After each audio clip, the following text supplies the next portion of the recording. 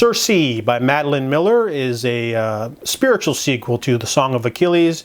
I was told early on that you can't read Circe first because it has spoilers for stuff that happens in The Song of Achilles, and that's true. So if you're like, I just want to read Circe, well, you're going to spoil the one that came before it. Anyways, this one's about Circe. She is a Titan, one of the many daughters of Helios, and she basically is a little bit different from everyone else because she can use magic. However, she doesn't hide that fact, and she ends up getting exiled to an island by herself in order to appease a rift between the Titans and the Olympians.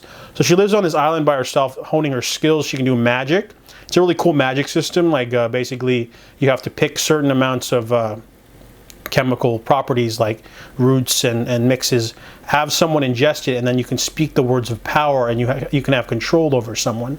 So basically you have to be really careful about her because Circe is a witch, and basically if you have a drink of wine with her, or a sip of water, or some bread or whatever, some fish, she could have slipped something in there, and she can totally mess you up later. So that this one takes the play over many years. She's got different stories, different characters move in and out because she's sort of static because she's there on the island.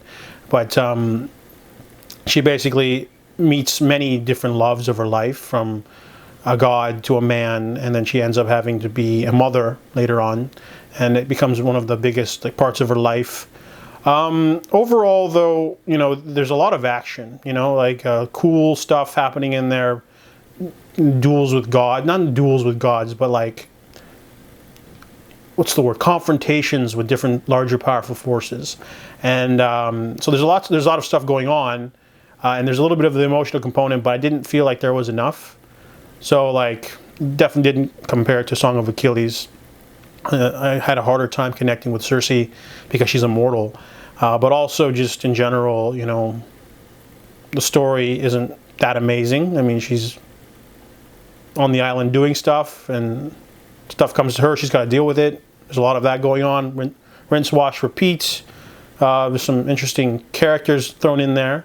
But overall, it really just didn't connect with me as much as The Song of Achilles. It's not a big deal, but the Circe's still a pretty solid read. I like the magic system, some of the characters, so I still read it. So I give Circe a 3 out of 5.